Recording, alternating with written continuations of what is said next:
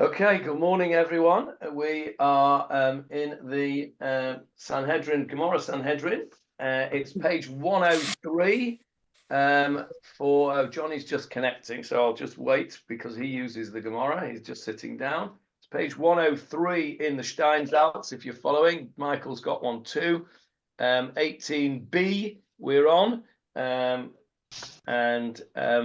We spent some time last time, which was 2 weeks ago. Sorry about last week. I can't remember where I was, but I think must have been busy doing something. We spent some time last time talking about the mitzvah police. David Mark sent me a fascinating article afterwards about religious coercion. I am not in favor of religious coercion at all, in any way, shape, or form. I don't believe that it has any place at all in the way we practice or the way we should practice our Judaism, and I mean that on a personal basis, a communal basis, and a national basis. On a personal basis, having tried it and failed, many of you may have done the same thing. Trying to coerce your children into being religious doesn't work. You have to show them by example. You have to show them that it's a worthwhile thing to do. And if you do a decent job and you're very lucky, then they will follow in your footsteps. It isn't a given, but one thing I can tell you, I probably don't need to tell you, but religious coercion does not work. That's on a personal level. On a communal level, you have to have a certain standards within the community. I get that. But I am, as you will probably gather from the way we try and run things in our community, I believe in having a situation where people can express their Judaism and express their religiosity in whatever way they see fit, as long as it fits a modicum of halakha.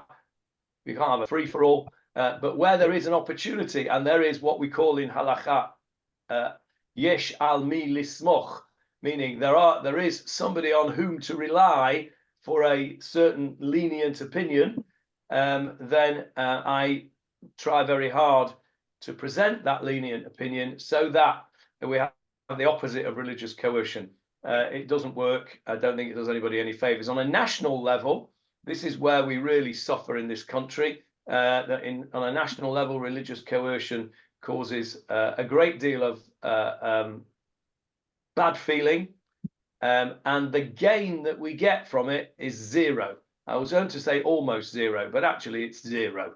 To try and force people to do things that they don't want to do on a religious basis and say that that is the way it has to be in the country is incredibly counterproductive. So we spoke last time. Why am I telling you that as an intro? Because it was really, that's not really an intro. That was really the summary of last time, where we spoke at some detail about this idea that if you don't, in a true Torah state, if you didn't shake the lulav on the first day of Sukkot, the Beit Din could send round the heavies and beat you up until you did.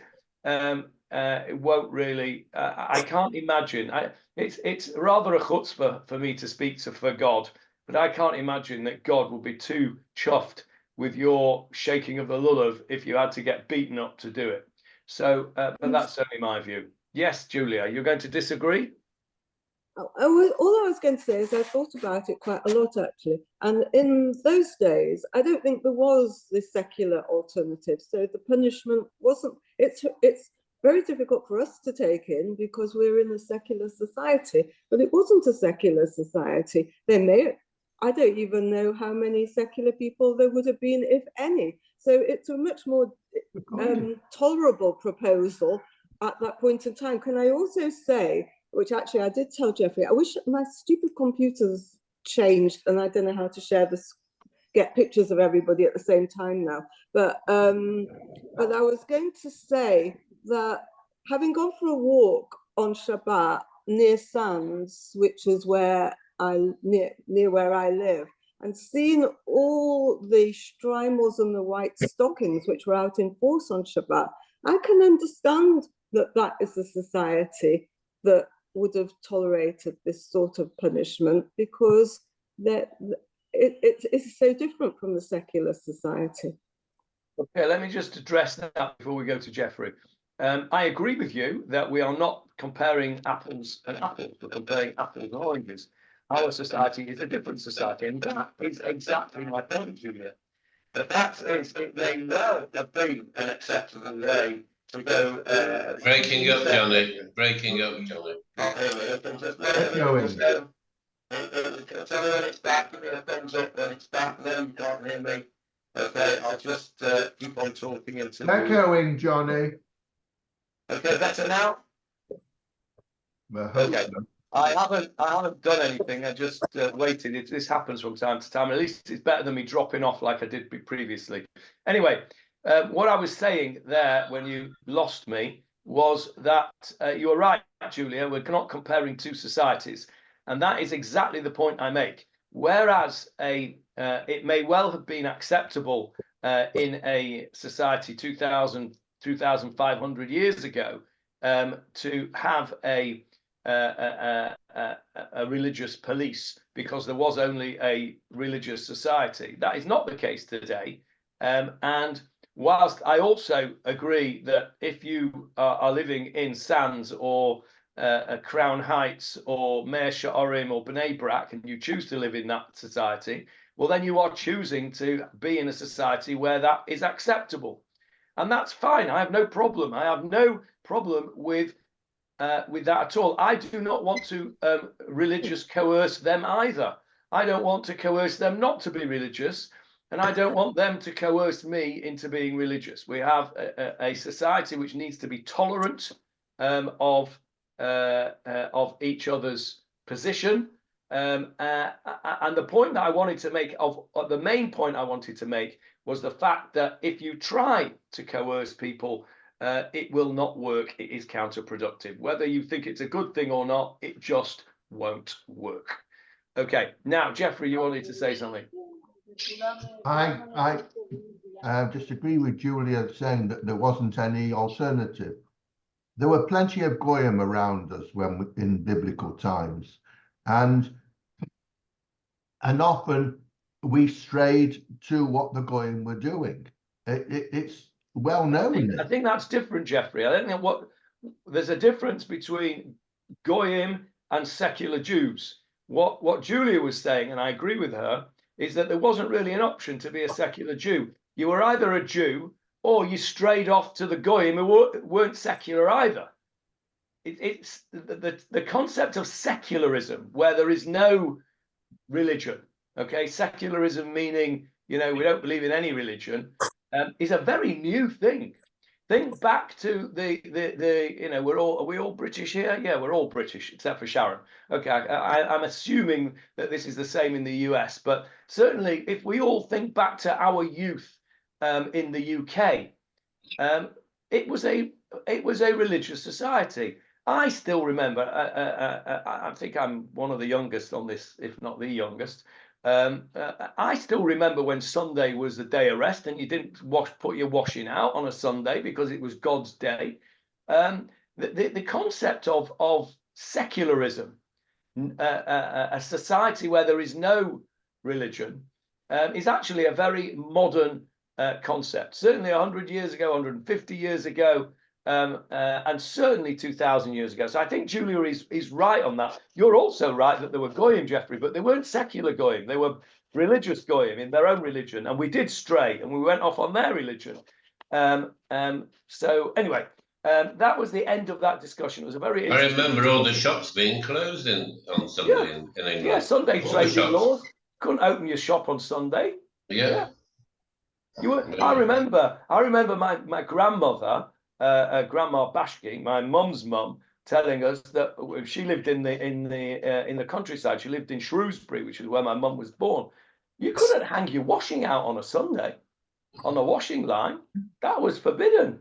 Absolutely. It was just, beyond the pale. You couldn't do that. You didn't wash your clothes on Sunday. It was Shabbos, right? So anyway, there you go. It was an interesting discussion, and they sent me was very interesting. And I can send it along if you like. Now, let's go to the Gemarah. The reason I did that of a bit of an intro, because we've never quite finished the section that we're on. Let me share the screen with you and put the Gemarah on the screen. This is where we're up to. You should see it in a sec. There you go.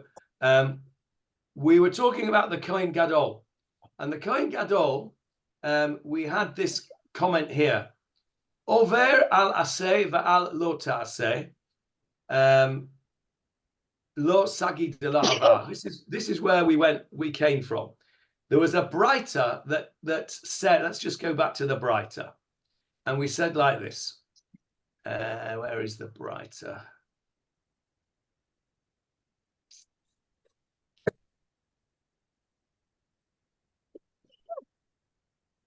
Here we go. The brighter is here on the screens on page 102. The brighter said like this. Kohen Gadol sheharaget hanefesh b'mezid. A Kohen Gadol who killed somebody on purpose. Neherag, he gets the punishment that everybody else gets. He has to be put to death.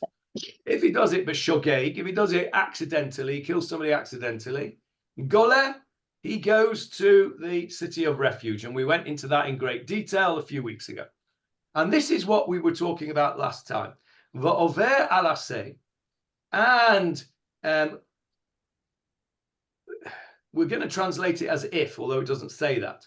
If he transgresses against a positive commandment, va'al lo taseh, and also against a negative commandment, so he does something he shouldn't, or he doesn't do something that he should, harehu kehediot l'chol deverav. He is like a hediot. What is a hediot? What does it sound like? An idiot. Idiot.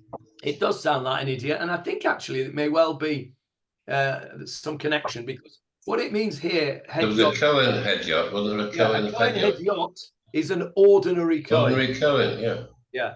The word hediot implies a lower level of being a Kohen. You've got the Kohen Gadol, then you've got the Sgan, the deputy, and then you've got the Kohen hediot, the regular, ordinary Kohen. So he's like a hediot, like an ordinary person. L'chol devarav, in all matters. That was what the Brisa said. And so we then broke down the Brisa into this bit. What are you talking about?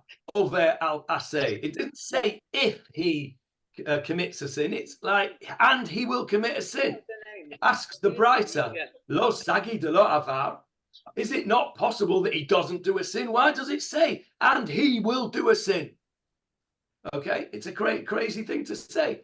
Hochi ka'ama. So the Brisa says, this is what it should have said. It missed out a word, that very important word there, im avar al aseh. Now, we understood that because it didn't make sense otherwise. But the Gemarah actually points it out. If he transgresses, then he is judged like any other person. Now, what it means is, here, let's split it up into two categories. Capital cases and non-capital cases. Right, let's see how good your memory is. A regular person, a non-Kohen Gadol, who commits a capital offense, how many judges do we require for the court? Julia has it correct on the buzzer. Julia was on the buzzer first. Remember that? Yeah, University Challenge, you had to be on the buzzer, right? Julia gets it right. 23 is the answer. Okay, what about Kohen Gadol for a capital case? You're muted, Julia. I can't read your mouth if you look down. So you either have to unmute or look up. I think it's 71. You are right. It is 71. Another 10 points for you. Okay, 71 for a Kohen Gadol for a capital case. So we're obviously, we know that, don't we? Because we've learnt it. Julia knows it because we've learnt it. So if Julia knows it, we're assuming that we all know it. And so why does this brisa have to tell us something which is not true? You've just said to me in this brisa, if he transgresses a positive commandment or a negative commandment, one of the negative commandments is what? You shall not kill. He is like any other person, kehediot. So that's not true, is it? It's not true, because he is judged by 71, not by 23. So why, says the Gemarah coming up, right? You've told me a lie. It's not true. So what must we be talking about? Manslaughter. We must be talking about a non-capital case. All non-capital cases. Okay, capital case, he is not judged like any other person. We've already learned that. 23 for an ordinary person, 71 for a Kohen Gadol. So what this brisa is telling us is that in all other matters, a non-capital matter, you might think that a Kohen Gadol is treated differently to anybody else. He's not. So now let's test your memory even further back. How many judges does it require to judge a person, a regular ordinary person, in a non-capital case? 3. Correct. 3. 3. And so if you're a Kohen Gadol and you commit a non-capital offense, according to this brisa, how many 3. judges? 3. Okay, let's see whether the Gemarah likes that. So, asks the Gemarah, Pshita, that's obvious. Why are you telling me that? So the Gemarah says, no, it's not obvious. What might I have thought? This is how the Gemarah is structured.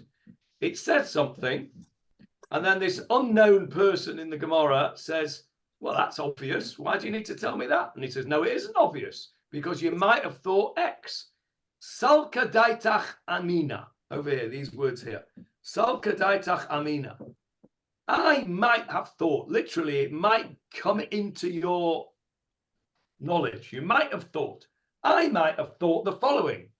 Hoy utanan. Since we have learned in a Mishnah, which Mishnah are we going to quote?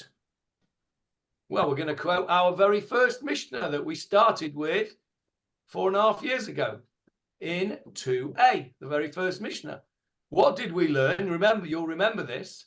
Ein danin lo et hashevet, velo et navi hashaker, velo et kohen gadol, ela al pi bet din shel shivim ve'echad. We have a Mishnah that says we do not judge either a tribe or a false prophet or a kohen gadol, except by a bet din of shivim ve'echad of 71. So we've got a Mishnah that says a Kohen Gadol must be judged by 71. So you might have thought that goes not just for capital cases, but for all cases. Kohen Gadol is a very important person, and therefore any case against him needs the full Sanhedrin. That's what you might have thought. So the Gemarah says, therefore, I need to teach you that that's not the case. It's only capital cases that a Kohen Gadol is judged by 71. Any other case, theft or whatever, breaking something of somebody's, whatever other aveira he might do, is judged by 3 people. Now, we want to know where the source is. Remember, we've done this before. This is a bit of chazara, a bit of revision.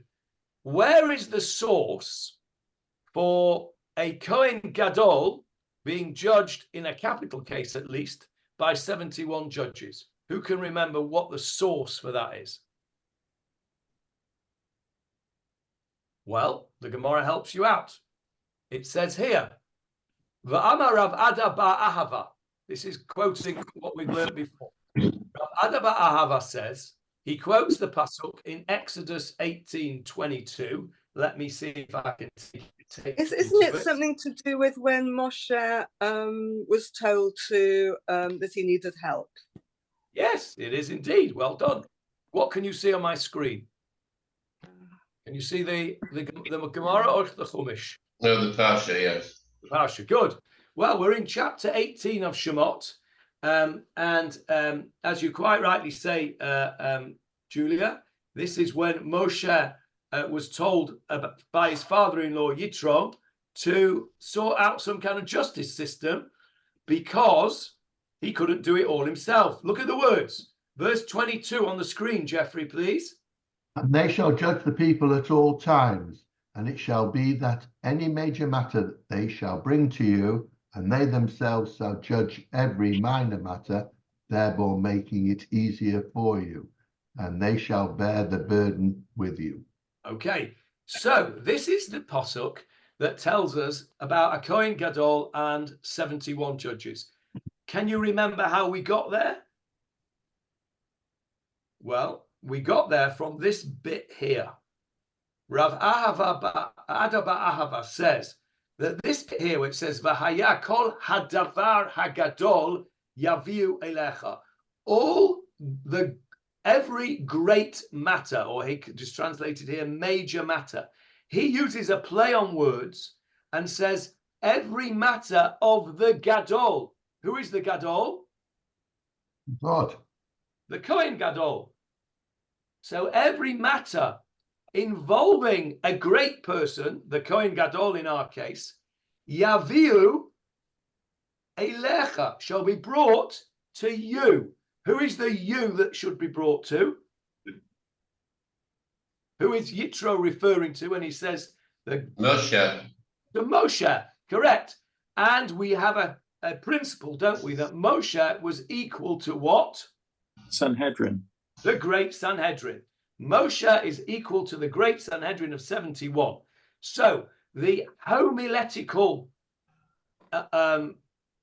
interpretation of these words, Kol hadavar hagadol yaviu elecha, according to the Gemarah, is that every matter of the Gadol, in brackets, Kohen Gadol, yaviu shall be brought to you, Moshe, in brackets, or your equivalent, which is the Sanhedrin.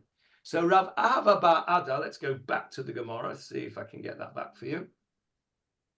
Rav Ahava bar Ada says here, Kol hadavar gadol yaviu elecha, devarav shel gadol, the matters of the Gadol. So Ema, let's say, Kol devarav shel gadol, all the matters of the Kohen Gadol. You might think all matters to do with the Kohen Gadol is got to be by a Sanhedrin. Therefore, because you might think that, there's the Gemarah. Well, if you might think that, and that's a reasonable assumption, Kamash Malan, that teaches us that we do need this brisa to tell us that he is judged like a regular person on all matters except for capital matters. So what we've proved now is that this brisa was not redundant at all. We now understand, because we've got a Mishnah that says the Kohen Gadol is judged by 71 because it's like Moshe, and we've got a brisa that says no, he's not. He is judged like a regular person, 3. And the answer is that they're both right.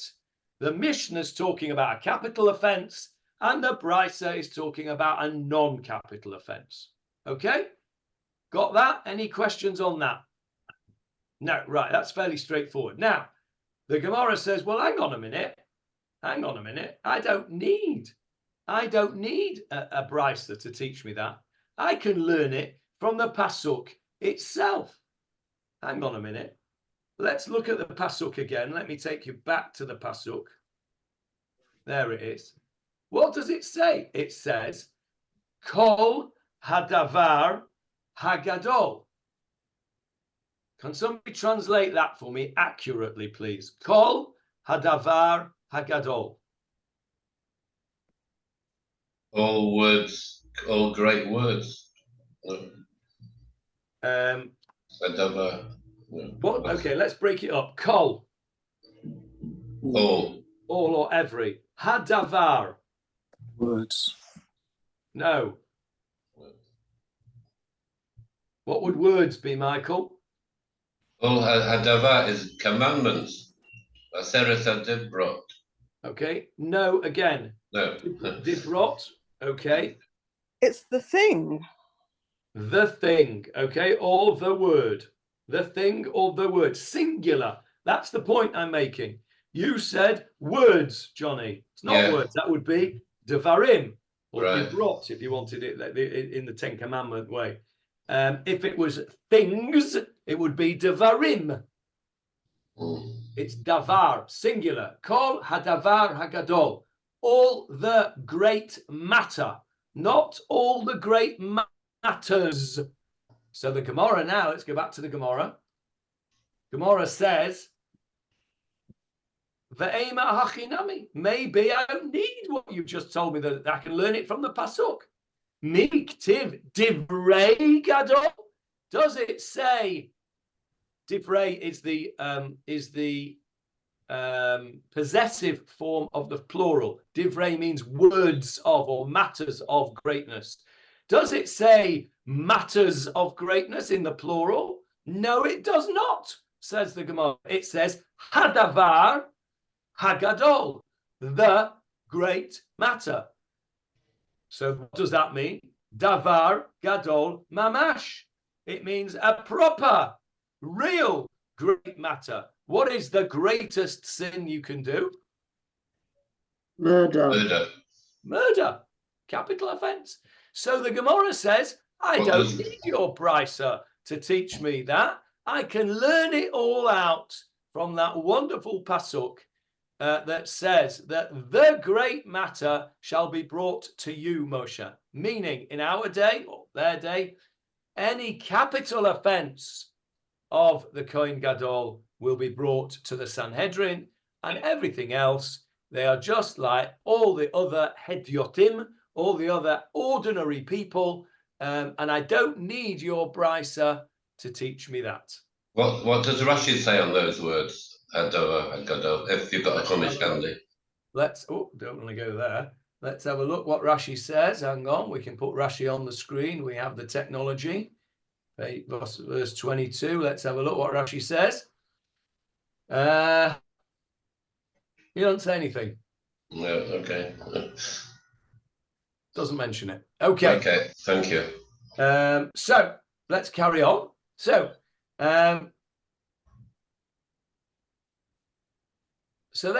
there we go. There's a machloket there. We don't actually need that Gemarah, according to at least Rav Ada Ba'ahava.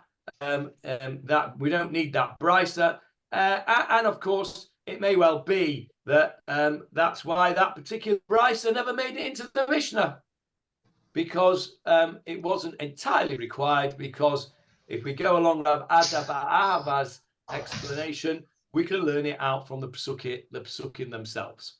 Right. Any questions on that little topic? No. Okay, good. Right. And now over here, a little S sign, meaning that we are a new subject.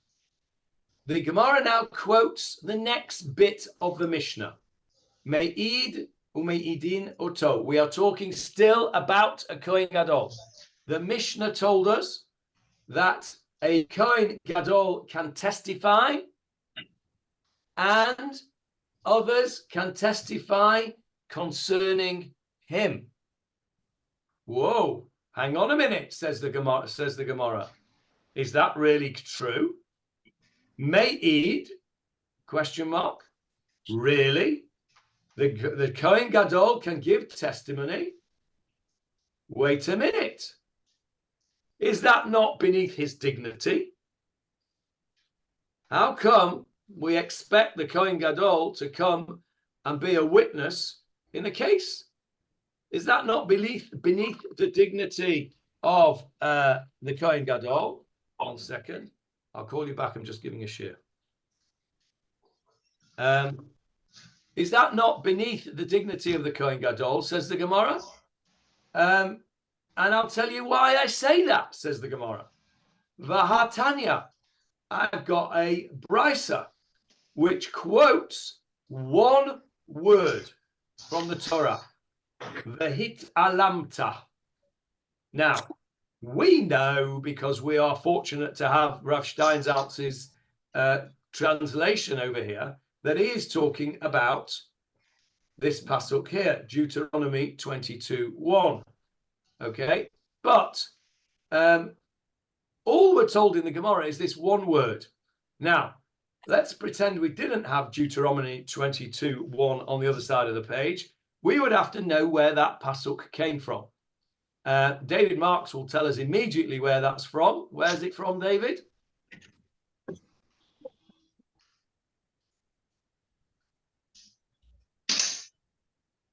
You're unmuted, David. We can hear you if you speak. Oh, sorry. Kitetse. It is from Kitetse, correct. And what is it talking about, David? Can you remember the context? Hashavat Haveda.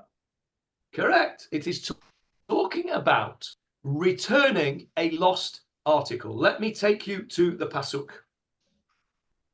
There it is on the screen for you. Chapter 22, in the parsha of Kitetse. By the way, the parsha of Kitetse has the most number of mitzvot of any Sedra. Anybody know how many? Well, it's a bit of a debate, to be honest, because there are some that are counted twice, some that are not counted by others, but it's about 67, I think. Don't quote me on that, but it's a lot. So this is one of them. Jeffrey, are you with us? Jeffrey's dropped off. No, he's back with us. No, I'm with you. On the screen, Jeffrey, if you would like to please read the first three psukim. You shall not see your brother's ox or sheep straying and ignore them. Rather, you shall return them to your brother. But if your brother is not near you, or if you do not know him, you shall bring it to your house, and it shall be with you until your brother seeks it out, whereupon you shall return it to him. So shall you do with his donkey, and so shall you do with his garment. And so shall you do with any lost article of your brother, which he has lost and you have found. You shall not ignore it. Okay, stop there. Now, we were meant to know, when we were reading the Gemara, if we didn't have the benefit of Art Scroll or Steinsaltz or David Marks, we were meant to know from this one word here, vehitalampta, because that's all the Gemara tells you, we were meant to know the whole context from that word. Okay? That's how well you have to know your Tanakh when you learn Gemara. Now, this is quite easy, actually. Even I knew where that word was from. But it does the same with when it quotes half a pasuk from Divrei Hayamim, right? Which nobody learns, right? So you're meant to know Tanakh inside out, and which is what we're trying to do when we learn our Gemara, is we're learning the Tanakh as we go along. So this is an opportunity for us to go to Kitetse and learn what's going on here. So what is going on here? What have we just read in those three psukim? What we've read is that you have an obligation. If you see a lost article, you have an obligation to try to return it to its owner. And there are many, many halachot of what David quite rightly referred to as hashavat aveda. Hashavat, you know what that word means, same word as hashivenu, to return.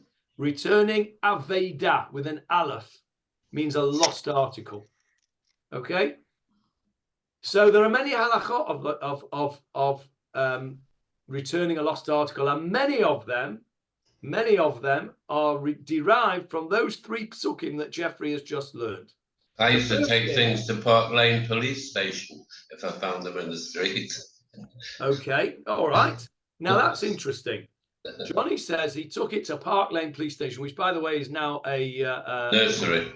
A nursery or some kind of play area for kids. Beautiful building. So we have an interesting psukim here. Let's learn the halakha of Hashavat Aveda a bit, and you'll see why I'm doing this so thoroughly, if you like. You shall not see your brother's ox or sheep straying and ignore them. First of all, what do you notice about that pasuk? It's about your brother's ox. Correct. We're talking about Jews here. This is the halachot of Hashavat Aveidah for Jews are different to those of non-Jews. Now that doesn't sit well with modern society and our living in the world. We ought to be wanting to return the lost articles of non-Jews just as much as Jews. However, it's just natural that you will look after your own than you will more than somebody else. It's just normal human behavior. If you see somebody, God forbid, hurt, you feel bad to see somebody hurt. You feel worse if it's a relative of yours, and you feel even worse if it's a close relative of yours. That's just natural. You are going to go and make more effort for somebody who is close to you than somebody who is less close to you. That's not to say you make no effort, but it's not reasonable to expect a person to treat their own family in the same way, and people who are not family in the same way as their own family. It's just not reasonable expectation. And the Torah does not ask us to do things which are not reasonable. So Avril is correct that we are talking here first about your brother's ox or sheep straying. Now, let's just look at the translation carefully.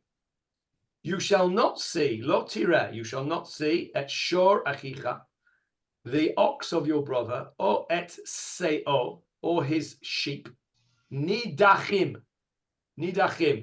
translated here as straying. We've had this word before, haven't we? We've had it in the context, those of you who are... A nidcha is a delay. A delay, nidcha. Nidcha means? We put off the fast. Pushed off. Pushed off. Okay, so a fast day can be nidcha. We also had it in the tefillah shir, didn't we?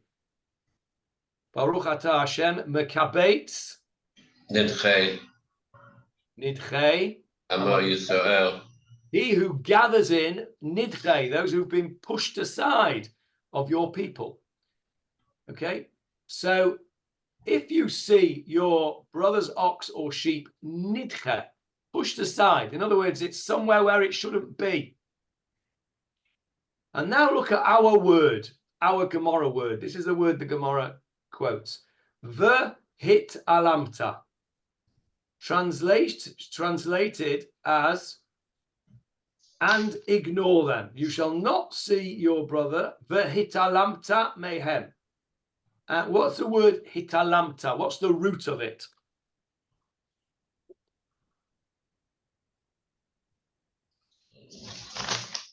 Which three letters are the roots of that word? Alam. Yes, ayin, lamed, mem. What does that mean? Well, People. Is it people? No. Congregation. Why do you People. say that, Johnny? Gathering. Olam. Olam. A world. Olam means world. Yeah. But that's not. I mean, I think it must be connected some way because it's the same root. But there is a word in Hebrew which is often used in modern Hebrew. Ne'elam. To pay. Is it to pay? No. Anyone know what ne'elam means? That disappeared also. Yes. Well done, Avril. Ne'elam means disappeared. If you have lost something, you can say ne'elam li. Ne'elam li et hasidur. My sidur's disappeared. What you really mean is somebody's nicked it. But you might not want to say that. You would say ne'elam li. It's disappeared for me. Okay, so le'elam means to disappear. So what this is actually saying is, do not see your brother's sheep or ox in a place where it isn't meant to be. The hit alamta. It's a reflexive verb, isn't it? The hit. Yeah. So what does that mean? It means, and you will disappear yourself. In other words, in the good old-fashioned English expression, you'll turn a blind un, right? You'll turn a blind un. You'll pretend you haven't seen it. You'll disappear yourself. Turn a blind eye. Yeah? Because why would you turn a blind eye? Why might you turn a blind eye? Because you can't be bothered. Too much of a hassle. Yeah, too much of a hassle. Yeah, you can't be bothered. You see somebody's ox there, you've got to go and find it. You see, we don't see many oxen and sheep around Poleg and Ir Yamim, but we do see a lot of stray dogs, don't we? If you see your neighbour's stray dog, right, and you know that's your neighbour's dog, it's got a little collar on it, and it says, I belong to Fred Bloggs, who lives next door to Johnny Halpin. And Johnny Halpin sees this dog and he knows it's the neighbour's dog. What's he got to do? He's got to go chasing after the dog. He's got to try and grab hold of it. He's got to try and pick it up, try and find a lead, try and do something. And he's got an obligation to take it back to his owner. What he can't do, because the Pasuk says it very clearly, Vehitalamta mehem. You cannot pretend you haven't seen it and disappear yourself, literally. That's what this word means. You cannot do that. Rather, hashev teshivem la'achicha, a double expression. What does a double expression mean? It's very important. Let's say emphasis. It's you must not just return it, Johnny. You've jolly well got to return it. Okay, you've got to return it. You cannot turn a blind eye. Fine. Now you understand that from that pasuk. That's pretty clear, isn't it? Right. Now go to verse 3. Jeffrey, read verse 3 for us. So shall you do with his donkey, and so shall you do with his garment, and so shall you do with any lost article of your brother, which he has lost and you have found. You shall not ignore it. Okay, stop there. I understand just about that maybe we need to have a pasuk that tells us that it's not just an ox or a sheep, it's a donkey as well, or a garment, or any lost article. Although you could argue, I don't need donkey and garment. You could just say, so shall you do with any lost article of your brother. But what you don't need is to be told the last bit. Lo tuchal lehitalem. You are not allowed. Lo tuchal means you cannot disappear yourself. Why do I need that? I've already been told that in the first pasuk. We know that the Torah does not waste words. So why am I being told? The whole thing about the whole pasuk, the donkey and the garment, like you've been told that in the first one as well. Well, it's just, okay, let's say you're right. There's something different about a donkey or a garment. You've said, v'chein ta'aseh, so shall you do. Exactly as you've said in verse 1, you have to do in verse 3. Why do I need the repetition? Lo tuchal lehitalem. I don't. Now, yes, Julia? Well, I was going to say, is it to do with value?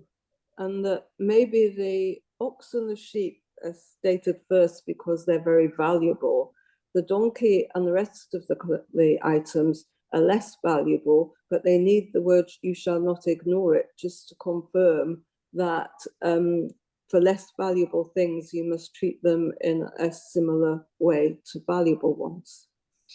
I love learning Gemarah with Julia. That's very good. Because she is always there or thereabouts. I'm sure that you have been a Rebbe in a previous existence, Julia. But on this occasion, she's there or thereabouts, but not right. She's actually completely wrong. Right? But she's completely wrong in a right way. When I say that, you'll understand when I tell you what it really means. Is it about there's no exceptions, there's no mitigation, there's no reason why you can No, say exactly the opposite, Avril. There are mitigations. oh there are, okay. That's what it's teaching us. That's what it's teaching us. This word vehit, and we'll go to the Gemarah now. I'll show you in the Gemarah. I wanted to do it out, as we say, out of the Gemarah first, so that I could show it you in the Psukim. The word vehitalamta means literally, what does it mean? It means, and you hide yourself. The second one says, lo tuchal lehitalem. You're not allowed to hide yourself. So the Gemarah tells us, asks our question. Basically, it says, I mean, it doesn't ask the question. It assumes that you know what the question is just from that one word. What it's saying is, why do you need it twice? It must be teaching us something here. And it's also a bit odd that that word, vehitalamta, over here, says, and you shall hide yourself. So there must be, says the Gemarah, there must be some cases where you are allowed to hide yourself. There are some exceptions to this rule. And that is why we've told it twice in this funny sort of way. So whilst Julia and Avril were both right on the right lines, that there is something about exceptions, it was the opposite. Not to teach you that there are no exceptions, because you'll see when I tell you what the exceptions are, at least one of them, you'll see that if there were no exceptions, it would be ridiculous. I'm not going to tell you what the ridiculous is until we do the Gemarah in a minute or two, because I'll spoil it. But there are exceptions, and there have to be exceptions, otherwise it's daft, as you will see. Let's go straight to the Gemarah now and have a look. Right, here's our Gemarah. The Gemarah says, wait, hang on a minute. You're telling me that a Kohen Gadol can give testimony? That's below his dignity. And we've got a brisa that says this word vehitalamta means pi'amim, sometimes she'ata mitalem. Sometimes you do hide yourself away and you do ignore it and you do not return the lost article.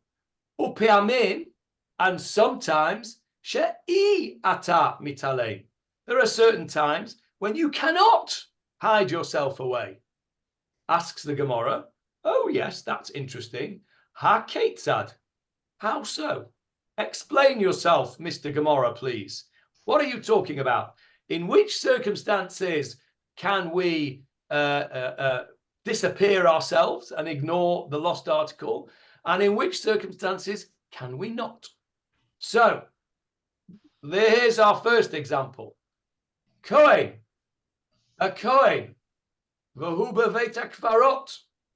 He's in a cemetery, or he's walking by a cemetery, or he's in a cemetery in an area where he's allowed to go, and he sees a lost article in a place where he can't go because he is currently ritually pure. Doesn't apply to us today because nobody's ritually pure. But in the time where we could be ritually pure, a Kohen cannot make himself ritually impure. And he sees a lost article in an area where he can't go. In that situation, says the Gemarah, vehitalamta, he does not have to go. Now, what he can do is he can retrace his steps, he can find a non-Kohen, and he can say, oi, pal, there's a thingy over there, it belongs to somebody, I can't go in because I'm a Kohen, go in and do the job, which would be a good thing to do. But he himself, not only is he allowed to disappear himself, vehitalamta, he has to. He's not allowed to go and get it. Now, you never thought of that one, did you? Well, I didn't. Okay, next one. This is the important one for our Mishnah, our Gemarah. Zakein, an elderly person. Some say it means an elder of the community, meaning a Talmid Chacham, a senior rabbi, somebody, a position of kavod. Some say it just means an old person, which by definition is a person of kavod, isn't it? Because we have a halacha that we have to give kavod to the elderly, even if they're not Talmidei Chachamim. So an elderly person, ve'eno lefi chvodo, and it is not in keeping with his dignity to return that lost article. So, for example, you have the chief rabbi is walking down the street and he sees a kid's soft toy. It's beneath his dignity to stop, pick it up, and go running around looking for some kid who's dropped his teddy bear, right? That's not the kind of kavod for a chief rabbi to do. That's what we're talking about here. Now, the next one is really important. And this is the one where I said before that if we didn't have this exception, it would be ridiculous. Oh, shahaita malacha shelo meruba mishel chaveiro. The effort expended in going to get this lost article and return it is more than it's worth. So let's say I'm walking along the street and I am a very high-powered professional person who charges £500 an hour for my time. Okay, and I'm going along the road and I'm off to my meeting, for which I'm going to be paid £500 an hour. And I see over in the distance, I see a sheep or a donkey or a dog or something that I know belongs to somebody. I know it belongs to somebody. I've seen it before. That somebody is in Yerushalayim, okay? And I'm in Netanya. And that donkey or that dog or that whatever it is worth, let's say, £100. I have to go schlepping over there, get hold of the thing, take it to Yerushalayim, and then come back again. It's going to take me 5 hours. I would have earned £2,500 in that 5 hours. This thing's only worth 100 quid. Okay, because whilst you are not allowed to ignore and hide yourself away, you are entitled to compensation for the efforts that you make to return the article. So if we didn't have this law that said there are certain times you don't have to do it, you could go and do that, take this £100 article, let's say it's a coat rather than something which has got some kind of, maybe some emotional involvement like a dog. Let's say it's a coat, right? It's a coat worth 100 quid. And it takes you 5 hours to do the job to return it. So you bring the guy the coat and you say, there's your coat, and here's a bill for 5 hours of my time for returning it.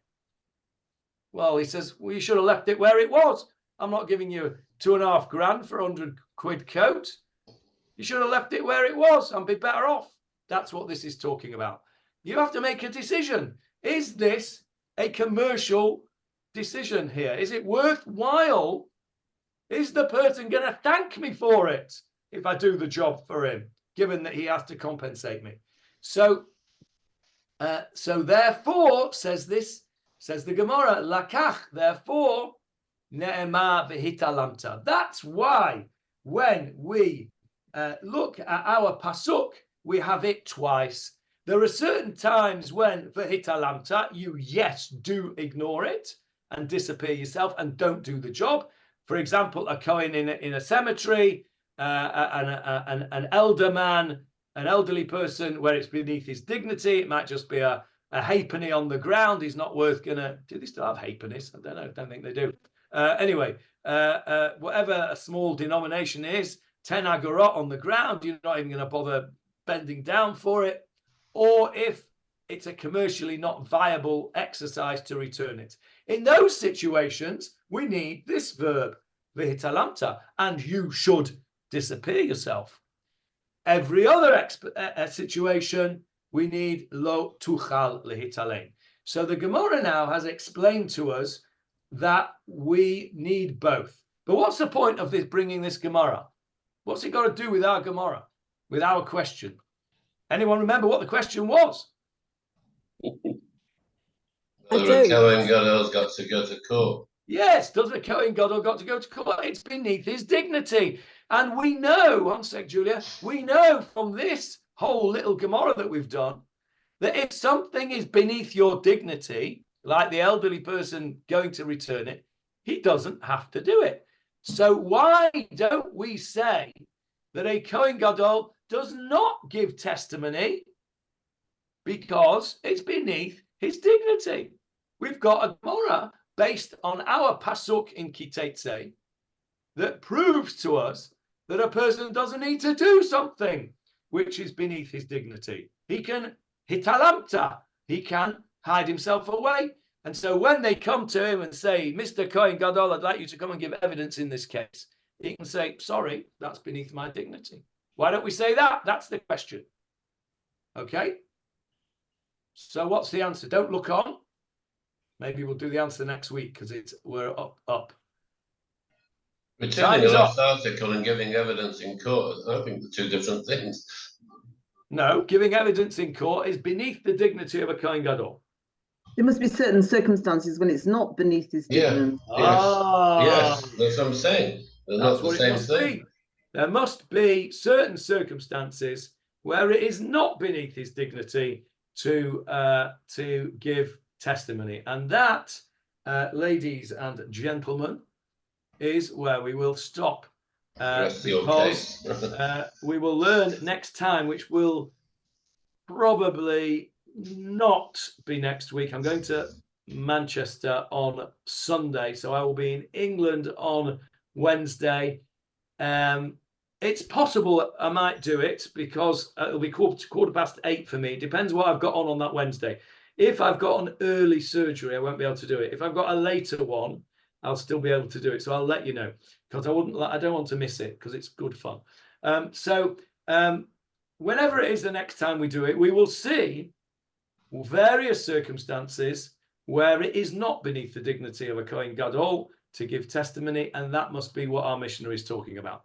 So what have we done today? We had a bit of a monologue from me about religious coercion, and we finished off this concept of the mitzvah police. And then we went and said how many people are required to judge a Kohen Gadol, and we worked it out that there is a distinction between capital cases and non-capital cases. In capital cases, he's treated differently to everybody else and has 71 verses 23. And in every other matter, he is treated like everybody else, and he has 3 judges.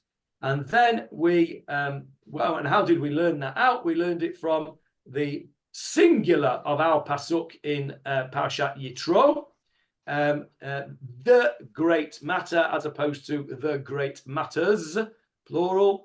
And then we started a new question. How comes a Kohen Gadol is allowed to give testimony? Why is he not exempt? Because it is not below his dignity. And we learned all that lovely stuff from that one word, the hitalamta. We've done a lot today. Any questions? Yes, David. Hi, to address Avril's point before about why we apparently are concerned about our brothers' possessions, but not possessions of others, can we look at Shemot chapter 23, verse 4? Chapter 23. Which is the first mention of Hashavat Aveda. Verse 4, right, let me share the screen. I've got it up, ready. There we go. Right, there we go. Read it out for us then, Jeffrey, verse 4. If you come upon your enemy's bull or his stray donkey, you shall surely return it to him. If you see your enemy's donkey lying under its burden... Just that verse. Okay, right, David, go on. Well, no, the point is that the Torah does talk about returning items of people that aren't our brothers, the opposite to people that are brothers, our enemies. So it applies even to the enemy. and it's also emphasised Hashev Teshivenu. Okay. But it doesn't go into the specifics of the verse in Devarim. Okay, so what David is saying is there's a distinction between this pasuk, which talks about the ox of your enemy, as opposed to the ox of your brother. Now then. No. I'm not saying there's a distinct. What I was addressing Avril's point before, that without this verse in Shemot, it would imply that Hashavat Aveda only applies to returning the item of a Jew. It doesn't. Okay, with the greatest of respect to David Marks, normally when you say with the greatest of respect, you mean that you don't have any respect for them. That's what it normally means. But I don't mean it in this case at all, because I do have tremendous respect for David Marks. But I disagree. I don't think that this means a non-Jew. This means an enemy, a Jewish enemy, because we have a halacha, David, al techonein. We have a halacha that says, and it is brought down in the Shulchan Aruch, that you are not allowed to return the lost article of a goy. Not only are you not forced to do so, you are not allowed to do so unless you get something back in return. Because of the halacha of al techonein. There is a halacha that says when you go into the land, by the way, I think this is misinterpreted. This is by the Shulchan Aruch, if I could be so bold, but there you are. The halacha says, the Torah says, when you go into the land of Canaan and you come across the inhabitants, al techonein, do not favor them. We've had this expression many times. What does chen mean? What is the concept of chen, Johnny? We've had it in the Tefillah Shir. Yeah, chen is a favor. A favor. Nice, favor. favorable, yeah. It means something for nothing. Remember, grace and favor apartments, you get it for nothing. Chen implies something that you don't deserve. You get it for nothing. Al techonein, the Shulchan Aruch interprets that verse, do not favor the goyim when you go into the land of Israel, that if you're not allowed to do anything for a goy for nothing. Now, it doesn't have to be a tangible reward. You're allowed to return the lost article of a goy if he knows you're a Jew, because then he feels good towards the Jew that returned him his thing, and then that's a reward that you get. So it's not for nothing. What you're not allowed to do, and I stress here that I think this is not applicable today, might have been applicable in the day of the Shulchan Aruch, but I don't think it's applicable today, but it's written in the Shulchan Aruch. What you're not allowed to do is, if you find a wallet on the ground, and in it says, this wallet belongs to Mr. John Yock, and he lives wherever he lives, right? You are not allowed to go in the middle of the night and shove it through his letterbox and run away, because then he won't know it's a Jew that's returned it. You will have done a favor for that goy, and you've got nothing for it. You're not allowed to do that according to the Shulchan Aruch. As I said, I don't think that applies today, but that's what it says in the Shulchan Aruch. So I think that this pasuk that David has given us means your enemy, a Jew. He's still your brother. Unfortunately, there are brothers who are enemies, and that is very sad when that happens, but it's a fact.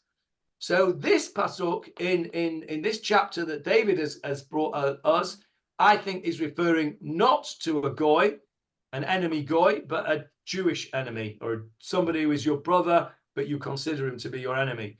So it's not often that I disagree with David, but there you go. I've disagreed with him. So there. Any other comments, questions? David, would you like to reply? I'm trying to look up something at the moment, so I will defer to your greater knowledge.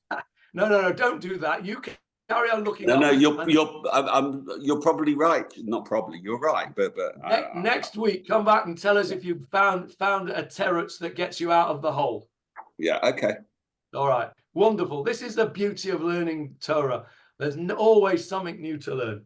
Right, gentlemen and ladies, I wish you a good rest of the week. Shabbat Shalom when it comes around. See you soon. Thank Thank you. you. Thank you. Thank you. Thanks, Lovely to Janet. see everybody.